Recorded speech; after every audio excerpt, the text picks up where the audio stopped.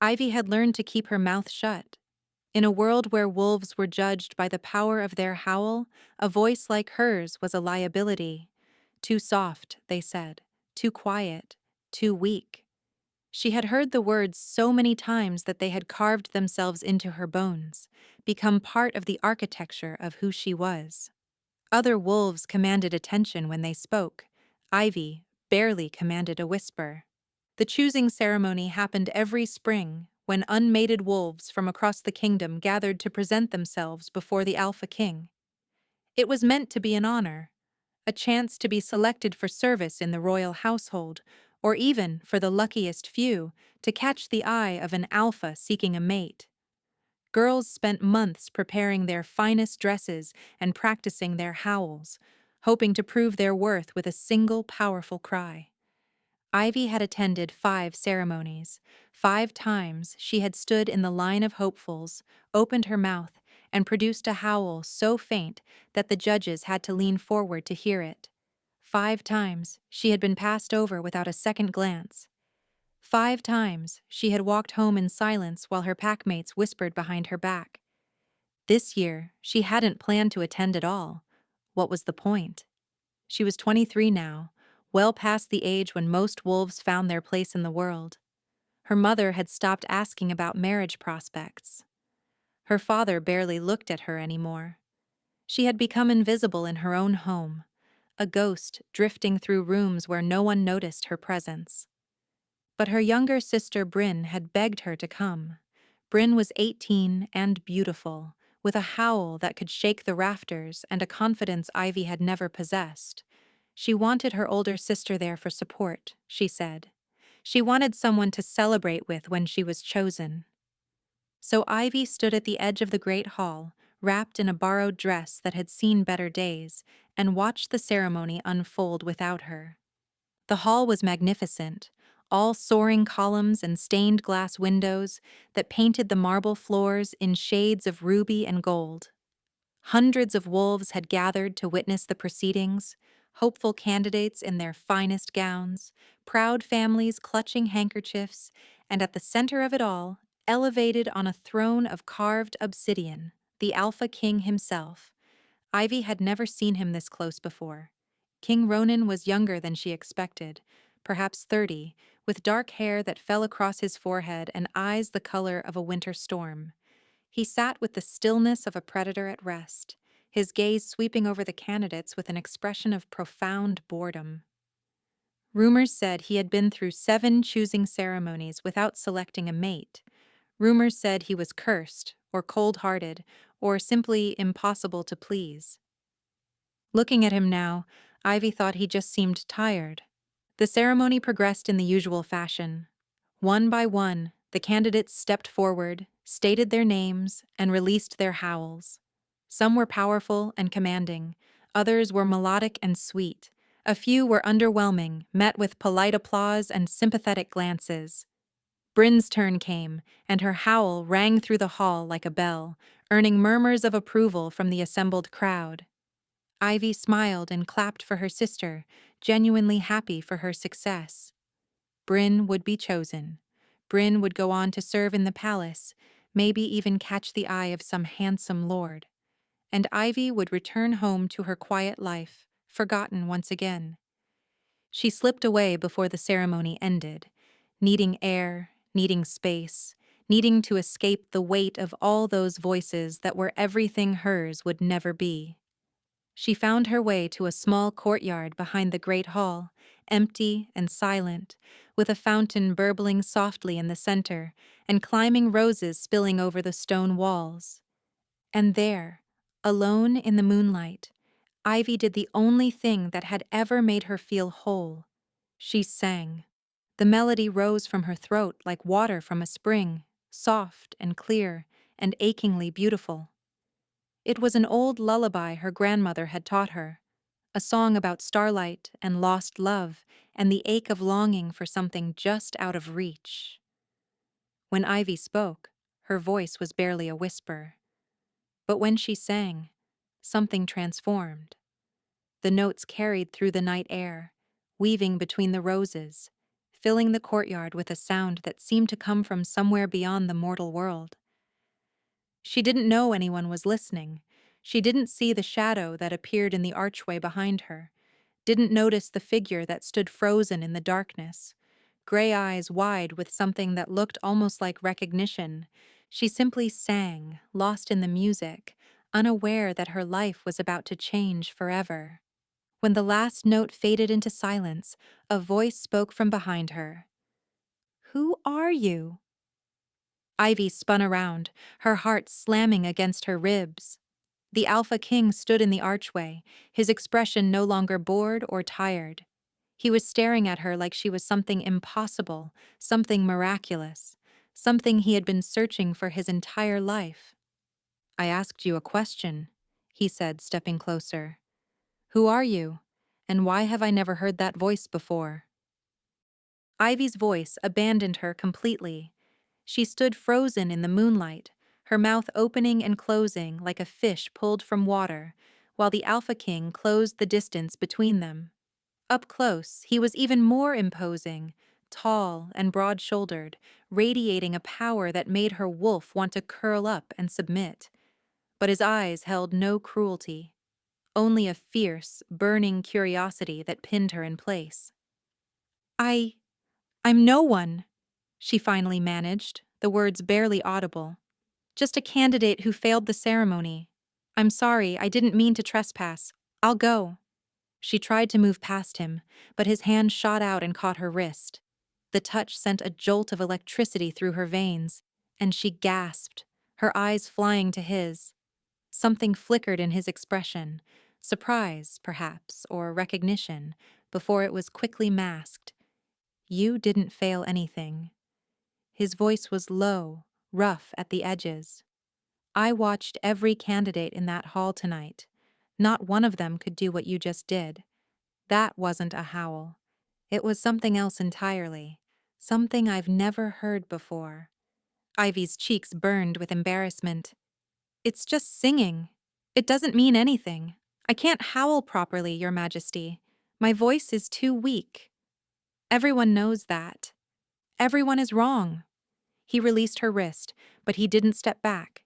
If anything, he moved closer, studying her face with an intensity that made her want to disappear into the shadows. "What's your name?" "Ivy," she whispered. "Ivy Thornwood, from the Western Vale. Ivy." He said her name like he was tasting it, rolling it over his tongue. "You've attended the choosing before. I remember seeing you in the line. You howled so quietly that I almost missed it." Her humiliation deepened. Of course he remembered.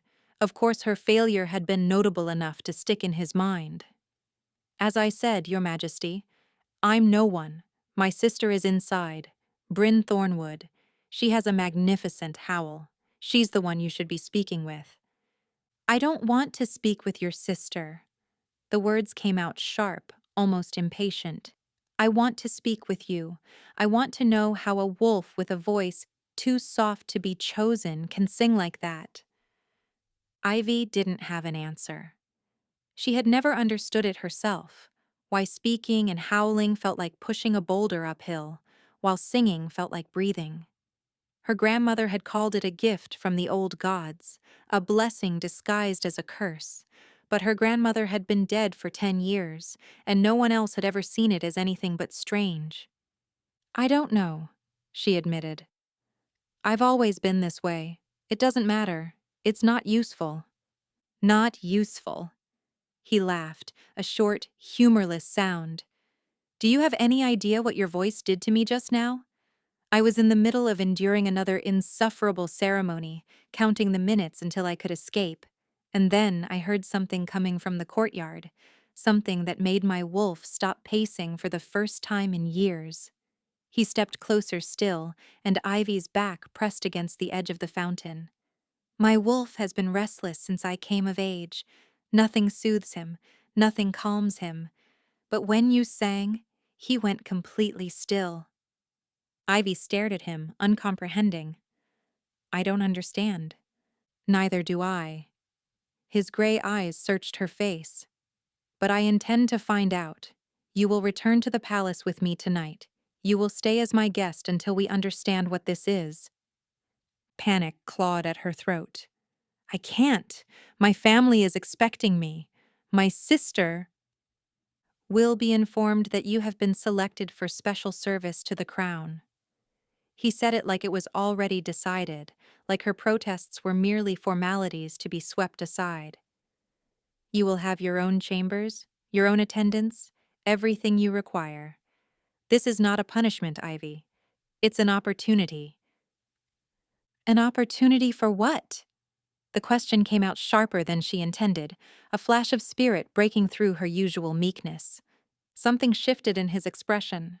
Not anger, something closer to respect, perhaps, or interest. An opportunity to discover whether that voice of yours can do more than make beautiful music. An opportunity to find out why my wolf responds to you like you're. He stopped abruptly, his jaw tightening. Like I'm what? She pressed. He was silent for a long moment, his gaze locked on hers. When he finally spoke, his voice was barely above a whisper. Like you're the one I've been waiting for. The words hung in the air between them, heavy with implications Ivy couldn't begin to process. Before she could respond, voices echoed from the archway, guards calling for the king, announcing that the ceremony had concluded and his presence was required. Ronan stepped back, his expression shuddering closed. Someone will collect you and your belongings within the hour. Do not attempt to flee, Ivy Thornwood. I will find you if you do. Then he was gone, disappearing into the darkness like a shadow returning to the night. Ivy stood alone by the fountain, her heart racing, her mind spinning, wondering how a simple song had just upended her entire world. The palace swallowed Ivy whole. She was given chambers in the eastern wing, rooms so grand and beautiful that she was afraid to touch anything. Silk curtains framed windows that overlooked the royal gardens. A canopied bed dominated the bedroom, draped in fabrics softer than anything she had ever felt. A wardrobe had been stocked with gowns in her size, each one finer than every piece of clothing she had ever owned combined. She felt like a fraud, a pretender playing dress-up in someone else's life. The first 3 days passed in a blur of confusion and isolation. Servants brought her meals she barely touched. Attendants offered to draw her baths and style her hair. But no one told her why she was really there, and the Alpha King was conspicuously absent. She caught glimpses of him sometimes, crossing a distant courtyard, conferring with advisors in the great hall, but he never approached her, never acknowledged her presence. It was as if their encounter in the moonlit garden had been a dream, and she had woken to find herself trapped in its aftermath. On the fourth night, everything changed. A knock came at her door well after midnight. Ivy had been unable to sleep, standing by the window and watching the stars wheel overhead, so she was still dressed when she opened the door to find a royal guard waiting in the corridor. "The king requests your presence," he said simply. "Follow me." She followed, her bare feet silent on the cold marble floors. The guard led her through winding passages she didn't recognize, up a narrow staircase, and finally to a heavy wooden door at the top of a tower. He knocked once, then stepped aside, leaving her alone. "Enter." Ronan's voice, muffled by the wood. Ivy pushed open the door and found herself in a circular room, lined with books and maps and strange instruments she couldn't identify. A fire crackled in the hearth, casting dancing shadows across the walls.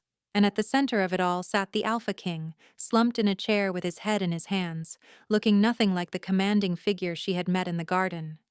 He looked broken. "Close the door," he said without looking up. She did, her heart hammering. The room felt too small, too intimate, the air thick with something she couldn't name. She stood uncertainly by the entrance, unsure whether to speak or stay silent. "I haven't slept in 4 days." His voice was rough, scraped raw. "Every time I close my eyes, my wolf claws at my mind. He's been getting worse for years, but since I heard you sing—" He broke off, his hands fisting in his hair. "It's like he knows you're here. and he won't rest until he has what he wants. Ivy's breath caught. What does he want? Ronan finally looked up at her, and she saw the dark circles under his eyes, the pallor of his skin, the desperation lurking behind his exhaustion. You. He wants you, and I don't know why. She should have been frightened. A powerful alpha telling her that his wolf was fixated on her, demanding her presence in the middle of the night. Any sensible woman would have run. But looking at him now, stripped of his crown and his authority and all the trappings of power, Ivy felt something unexpected stir in her chest. Compassion. Would it help if I sang? The offer slipped out before she could think better of it. He stared at her like she had spoken in a foreign language. You would do that? After I essentially kidnapped you from your home and kept you isolated for days? You look like you're dying, Ivy said quietly. And if my voice can help, then it seems cruel to withhold it. Something cracked in his expression, the mask of the king slipping to reveal the man beneath. He leaned back in his chair, his eyes never leaving her face, and nodded once. Ivy moved to the hearth, settling on the floor near the fire's warmth. She closed her eyes, took a breath, and began to sing. The lullaby rose from her like a living thing, filling the tower room with its gentle melody. She sang of moonlit rivers and ancient forests, of lovers separated by fate and reunited in dreams. She sang without thinking, letting the music flow through her, pouring everything she had into the notes. When she finally fell silent, she opened her eyes to find Ronan watching her with an expression she couldn't read. His body had relaxed, the tension melting from his shoulders. His breathing had slowed, and in his gray eyes she saw something that made her heart skip. Wonder. Pure, unguarded wonder. How do you do that? He murmured. How do you make everything quiet? I don't know, she admitted. I've never sung for anyone but myself before.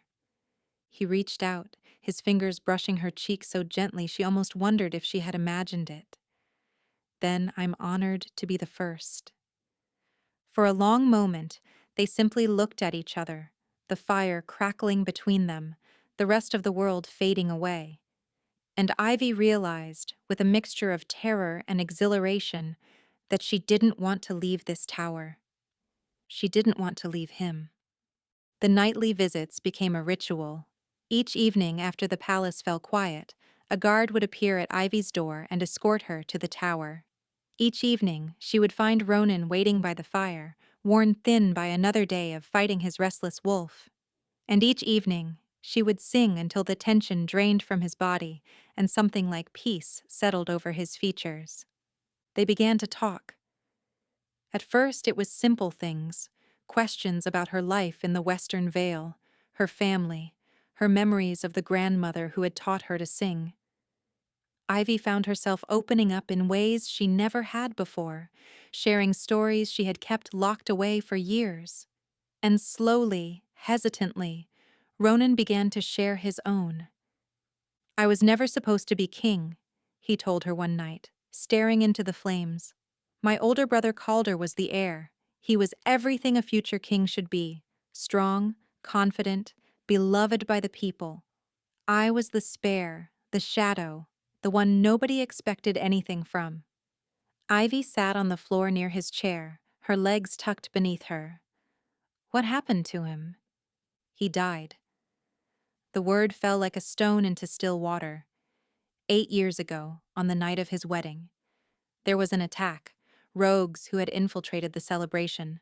Calder threw himself between them and his bride. He saved her life, but Ronan's voice caught.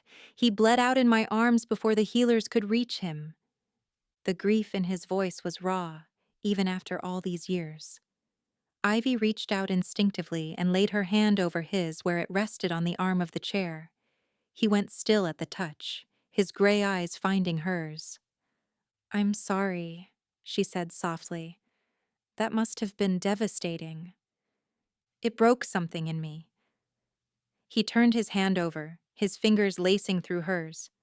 My wolf went mad with grief. For months, I could barely control him. I shifted without warning, lashed out at anyone who came too close. The healers said the bond between my wolf and me had been damaged, that the trauma had created a rift that might never heal.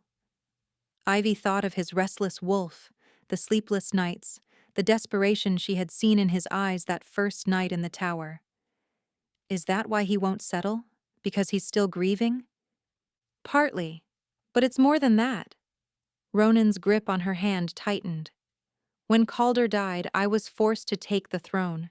I had to become someone I never wanted to be, put on a mask I never wanted to wear. My wolf rejected it. He rejected the crown, the responsibility, the endless parade of candidates who wanted to be queen.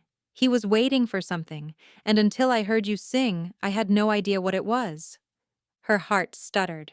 Me? I don't understand. I'm nobody. Stop saying that. The command in his voice made her fall silent. You are not nobody, Ivy. You have a gift that defies explanation. Your voice reaches places nothing else can touch. When you sing, my wolf doesn't just calm down. He recognizes something, something he's been searching for since I lost my brother. Ivy shook her head, overwhelmed. I'm just a failed candidate with a weak howl. I can't be what you're describing. Ronan released her hand and leaned forward, cupping her face between his palms. The firelight danced in his gray eyes, turning them molten silver. My grandmother used to tell me stories, he said quietly, about wolves born with voices that could heal the broken, soothe the savage, call the lost home. They were called song weavers. The legends say they were blessed by the moon goddess herself, given voices that spoke directly to the soul. His thumbs traced her cheekbones. The last known songweaver died 200 years ago. But I think you might be one, Ivy. I think that's why your howl is soft, because your power was never meant for volume. It was meant for something far more rare. The words settled over her like a revelation.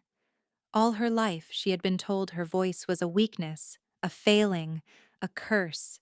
The idea that it might be something else entirely, something precious and powerful, was almost too much to bear. I don't know how to be that, she whispered. I don't know how to be anything but what I've always been. Then let me help you find out. His forehead pressed against hers, his breath warm on her lips. Stay with me, Ivy. Not as a guest, not as a servant, but as something more. Let us figure out what you are together. She knew she should hesitate. She knew she should ask questions, demand time to think, insist on space to process everything he had told her. But looking into his eyes, feeling the warmth of his hands on her skin, she found that she didn't want to hesitate. Yes, she breathed. I'll stay. His smile was like sunrise breaking over mountains, transforming his entire face. And when he pulled her closer, wrapping his arms around her and holding her against his chest, Ivy realized that she had spent her whole life feeling invisible. But with him, she finally felt seen. The weeks that followed were unlike anything Ivy had ever experienced. She was no longer confined to her chambers, but given free rein of the palace, invited to meals with Ronan, and included in conversations she never would have been privy to before. The servants treated her with deference that made her uncomfortable. The nobles watched her with curiosity that made her nervous. But none of it mattered when Ronan looked at her, because in his eyes, she saw something that made all the discomfort worthwhile. He looked at her like she was precious, like she mattered, like she was exactly where she was supposed to be. They spent their days together whenever his duties allowed. He showed her the palace library, a vast cathedral of books where she could lose herself for hours. He took her riding through the royal forests, teaching her the names of birds and flowers she had never seen in the Western Vale. He introduced her to his advisors and his guards and the kitchen staff who kept the palace running, always with his hand resting on the small of her back, a quiet claim that made her pulse flutter. And every night she sang for him in the tower. Her voice was growing stronger. She could feel it, a warmth building in her chest each time she opened her mouth. The melodies came easier now, more powerful, reaching deeper into whatever magic lived inside her, and the effect on Ronan was undeniable. The dark circles under his eyes had faded. His wolf, once a constant source of turmoil, had settled into something approaching peace.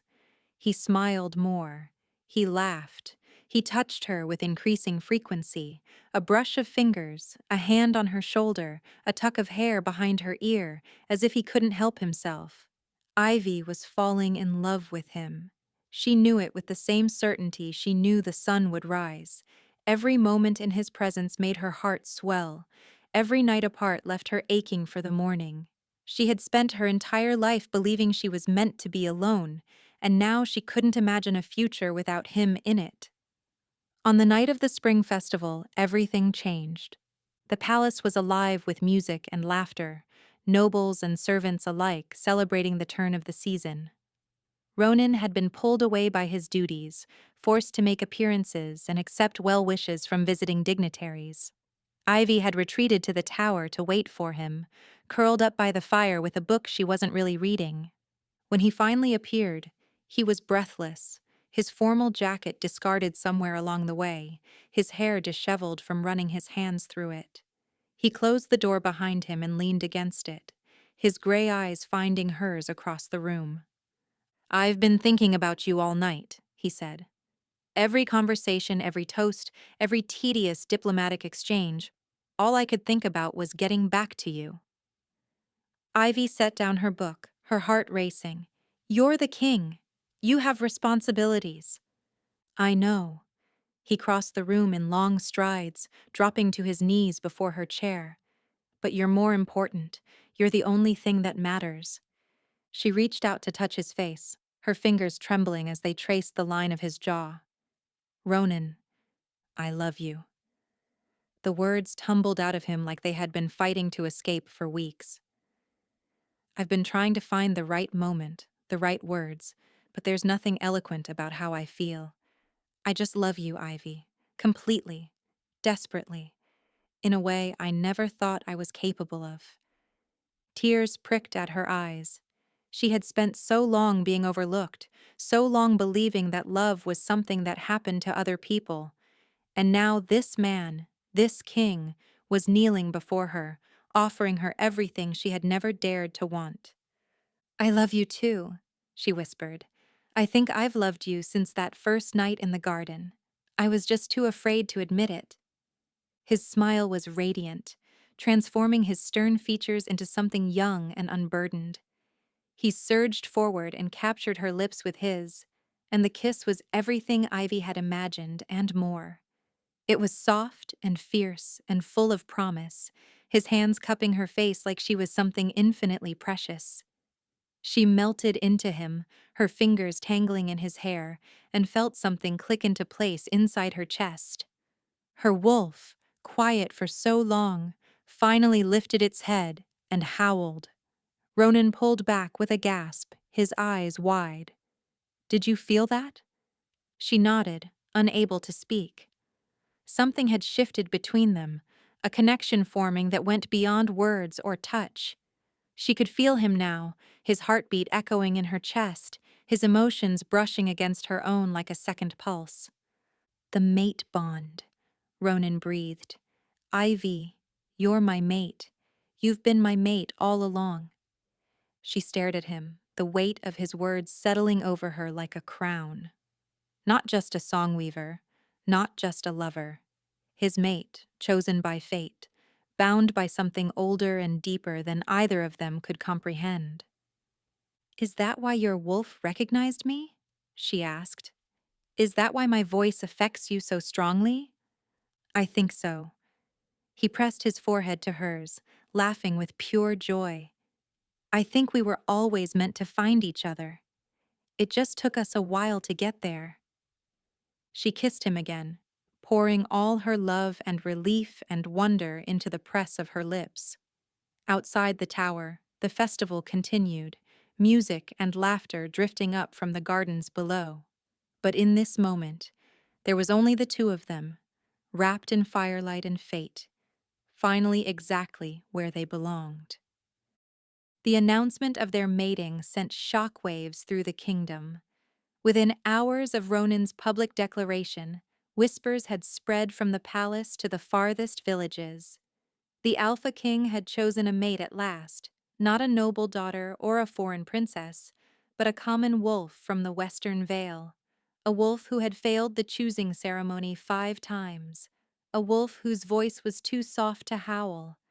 Ivy tried not to let the whispers bother her. She had Ronan, and that was all that mattered. But as the days passed, the whispers grew louder, sharper, edged with suspicion and resentment. She caught servants falling silent when she entered rooms. She saw nobles exchange knowing glances behind their hands, and everywhere she went, she felt eyes following her, weighing her, finding her wanting. The breaking point came 2 weeks after the announcement. Ivy was walking through the palace gardens when she heard her sister's voice. Bryn had been selected to serve in the royal household after the choosing ceremony, assigned to work in the kitchens until a more permanent position could be found. Ivy had tried to seek her out several times, but Bryn had always been too busy, always had somewhere else to be. Now, hearing her voice drifting over the hedge, Ivy paused to listen. It's unnatural, is what it is. Bryn's tone dripped with contempt. She's using some kind of dark magic to control him. How else would someone like her end up mated to the king? Another voice responded, a woman Ivy didn't recognize. I've heard the old stories. Songweavers weren't blessings. They were curses. Their voices could enslave wolves, bend them to their will.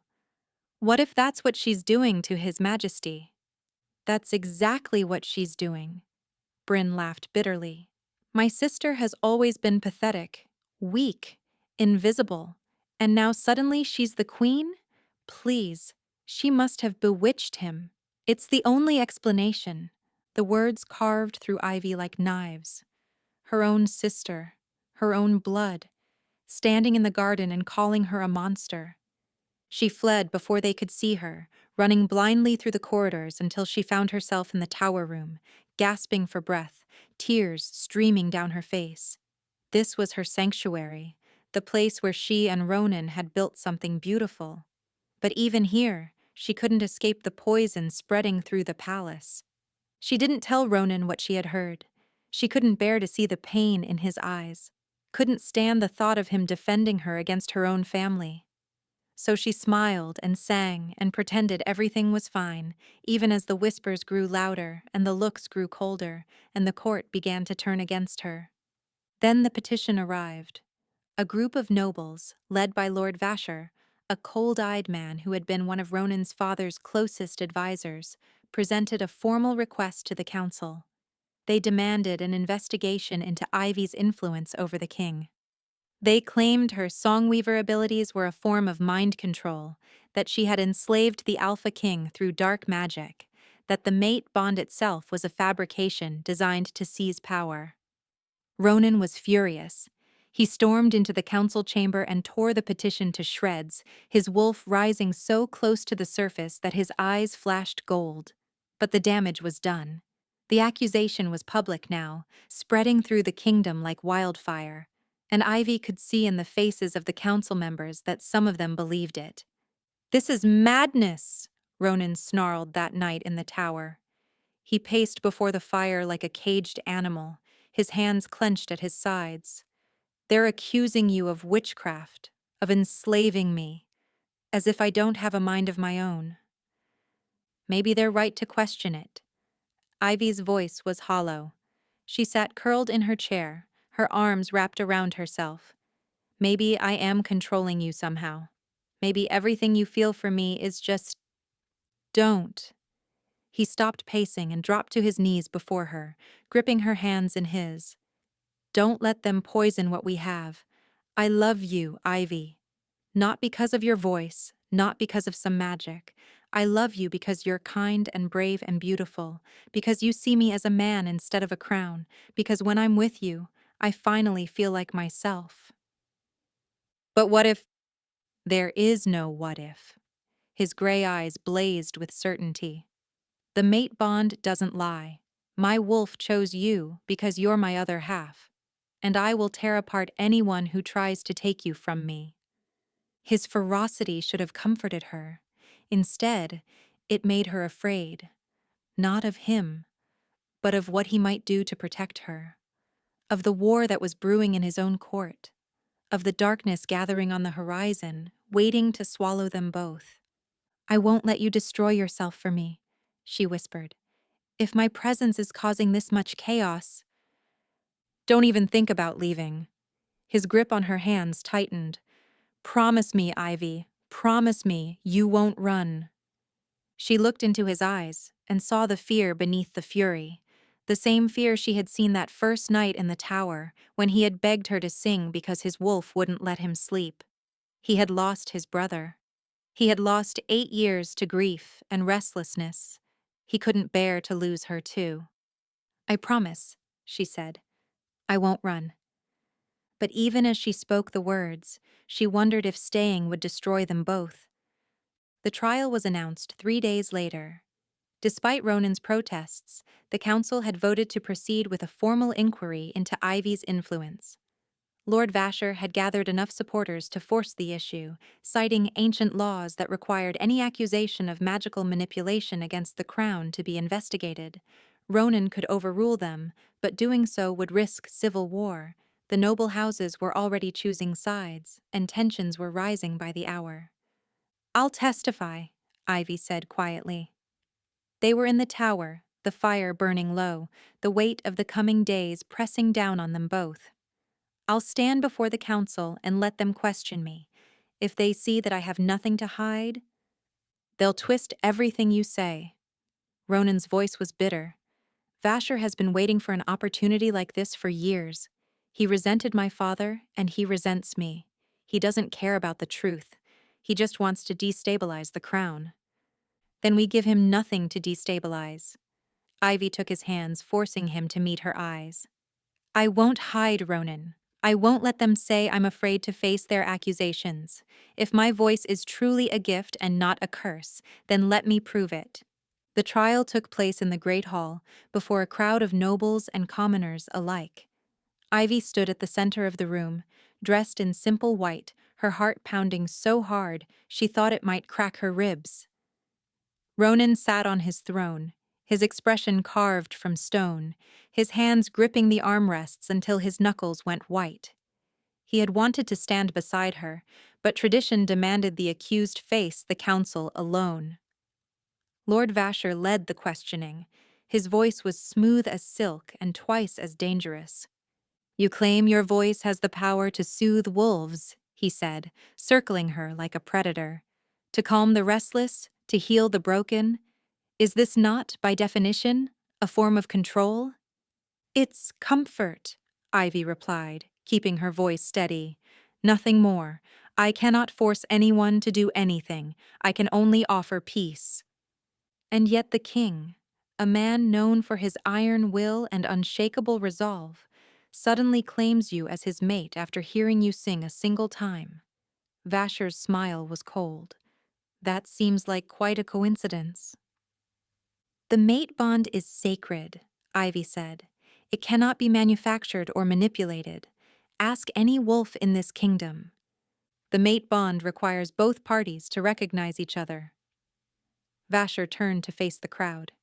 "But witnesses report that you showed no signs of recognizing His Majesty that night. No reaction, no acknowledgement. It was only after you sang that the bond supposedly appeared." He spun back to her. "Almost as if you created it yourself." Ivy's throat tightened.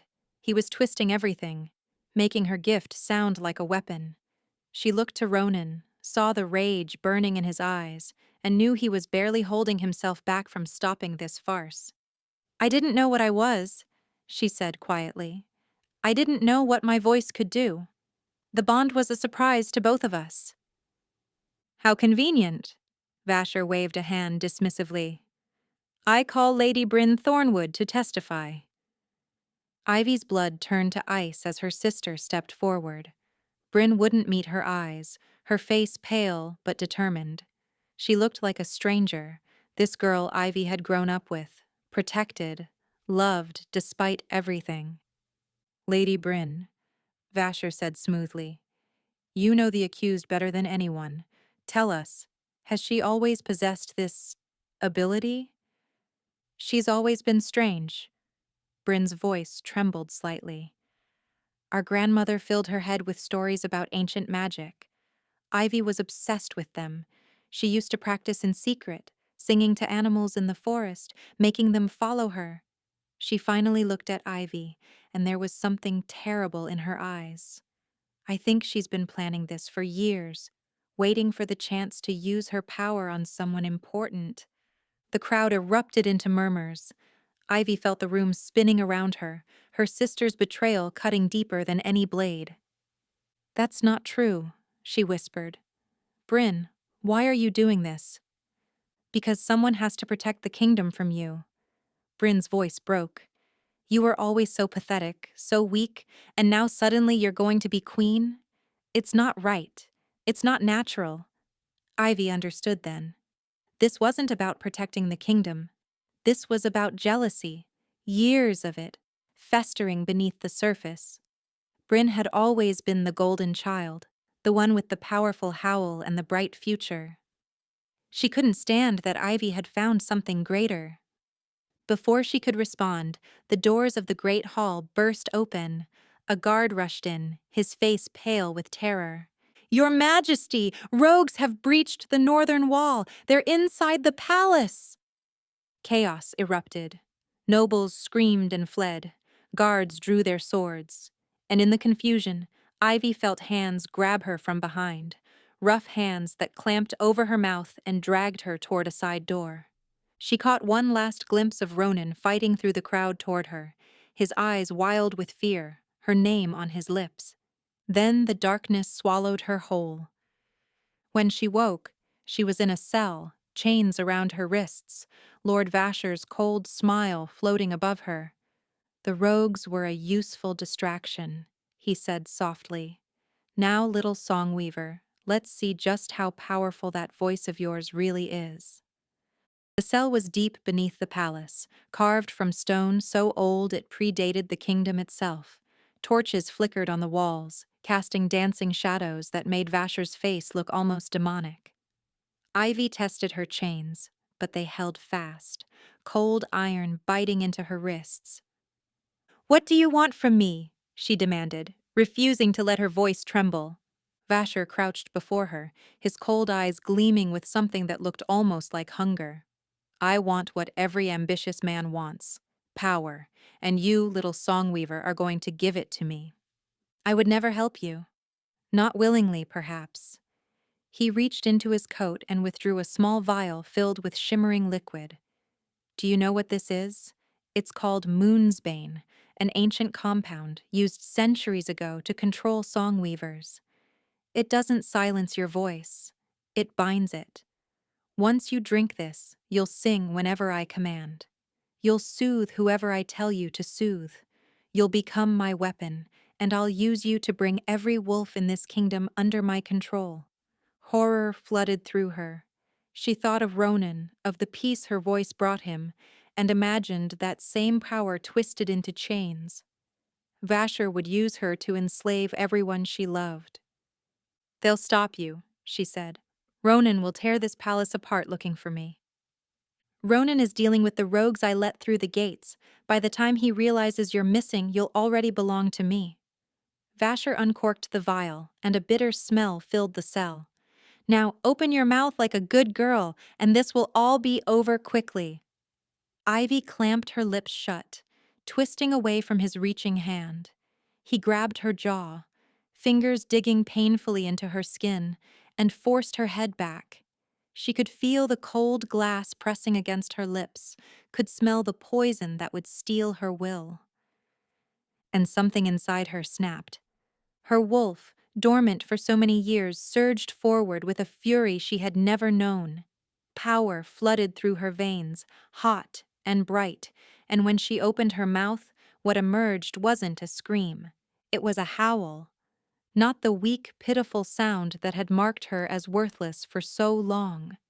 This was something else entirely, a howl that resonated with ancient magic, that shook the stones of the cell and sent the torches guttering. Vasher stumbled backward, his hands flying to his ears, the vial shattering on the ground. The moonsbane sizzled and evaporated, destroyed by the sheer force of her voice. Ivy didn't stop. She couldn't. The power was pouring out of her like a river breaking through a dam, years of suppression finally releasing in one tremendous surge. Her howl echoed through the tunnels beneath the palace, climbing upward through stone and earth, carrying with it a message that only one person would understand. Find me. I'm here. Come find me. Far above in the chaos of the rogue attack, Ronan's head snapped up. His wolf went rigid, ears pricked, every fiber of his being orienting toward that sound. He had been fighting through a knot of rogues near the Great Hall, but the moment he heard her howl, nothing else mattered. "Ivy!" he breathed. Then, louder. "Ivy, why?" He shifted mid-stride, his clothes tearing away as his massive gray wolf burst forth. He tore through the palace corridors, following the thread of her voice, his paws thundering against the marble floors. Guards and rogues alike scattered before him, none foolish enough to stand between the Alpha King and his mate. In the cell below, Ivy's howl finally faded, leaving her gasping and trembling. The chains around her wrists had cracked from the force of her power, weakened enough that she could wrench her hands free. She staggered to her feet just as Vasher lunged at her, a knife gleaming in his fist. She dodged, barely, the blade slicing a line of fire across her arm. Pain exploded through her, but she didn't stop moving. She grabbed a fallen torch and swung it at his face, driving him back, buying herself precious seconds. Then the door exploded inward. Ronan burst through in wolf form, massive and terrifying, his gray fur bristling with rage.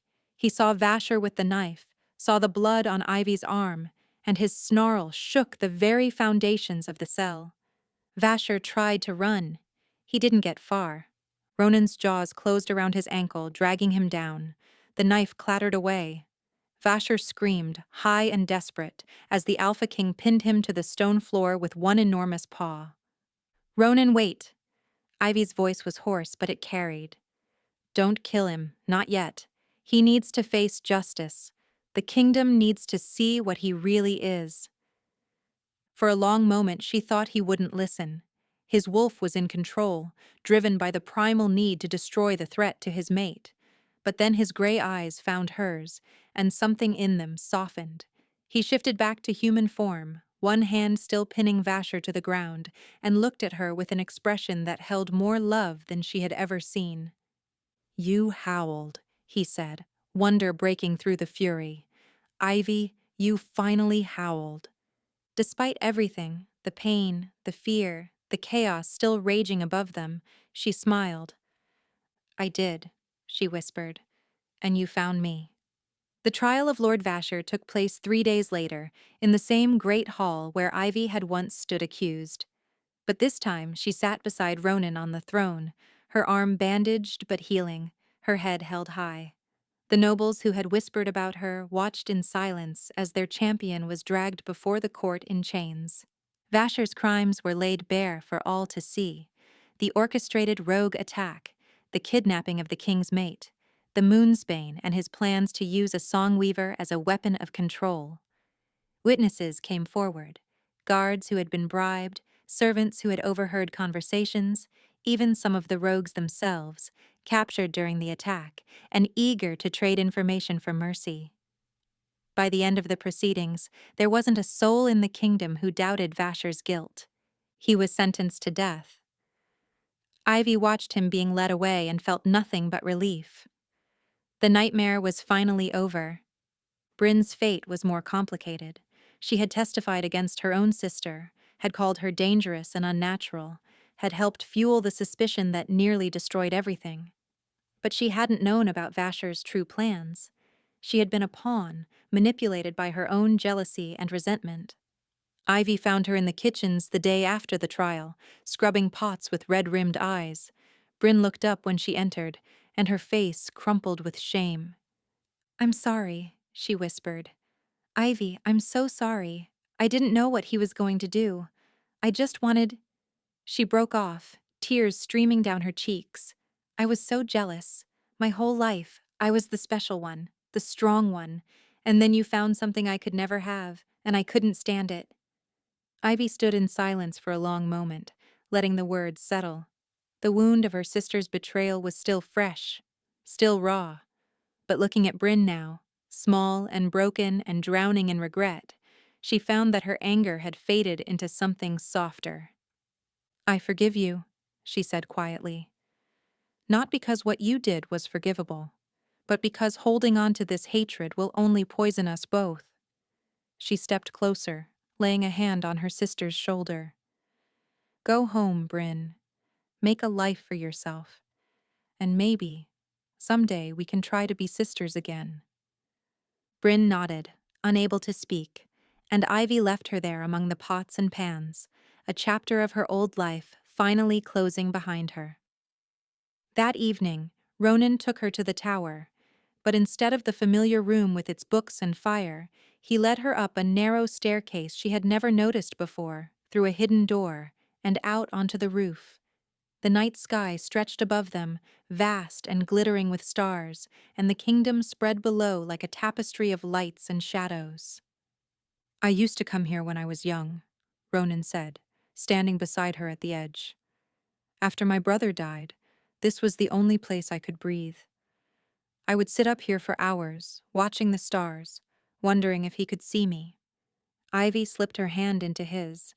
"It's beautiful. You're beautiful." He turned to face her, his gray eyes soft in the starlight. "Ivy, these past weeks have been the hardest of my life.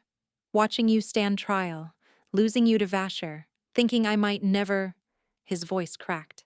"I can't go through that again. I won't." "You won't have to," she said. "I'm not going anywhere." "I know, but I need more than that." He reached into his pocket and withdrew a ring, a band of silver set with a stone that glowed like captured moonlight. "This belonged to my mother. She was kind and gentle and the strongest person I ever knew, and she would have loved you." Ivy's breath caught. "Ronan, I've loved you since the moment I heard you sing in that garden." He dropped to one knee, holding the ring up toward her. "You saved my wolf, Ivy. You saved me. You turned my weakness into strength and my darkness into light. I want to spend the rest of my life listening to your voice, falling asleep to your songs, building a kingdom worthy of the woman who taught me how to hope again." His voice trembled with emotion. "Will you marry me?" She was crying before he finished speaking, tears streaming down her face, her heart so full it felt like it might burst. She thought of the girl who had stood at the edge of the choosing ceremony, invisible and ashamed, believing she would never be enough. That girl felt like a stranger now, a ghost from another life. "Yes," she breathed. "Yes, Ronan. 1,000 times yes." He surged to his feet and swept her into his arms, spinning her beneath the stars while she laughed and cried and held onto him like she would never let go. When he finally set her down and slid the ring onto her finger, she looked at the moonstone glowing against her skin and felt something settle into place inside her. This was where she belonged. This was who she was meant to be. "I love you," she whispered against his lips. "I love you too." He kissed her deeply, tenderly, with all the passion and promise of a lifetime ahead.